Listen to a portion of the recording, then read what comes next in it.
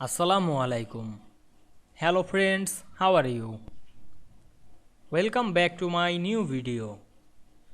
In this video, I am going to show you how to count specific words in Microsoft Word document. Let's get started. At first, we have to open a Word document and take a paragraphs.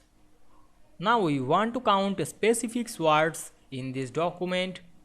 We go to the view menu and we can see,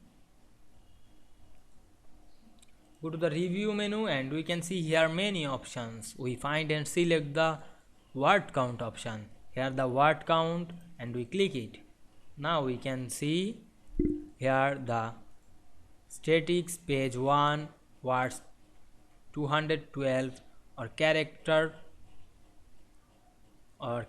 with a space or no space or paragraphs or lines, everything.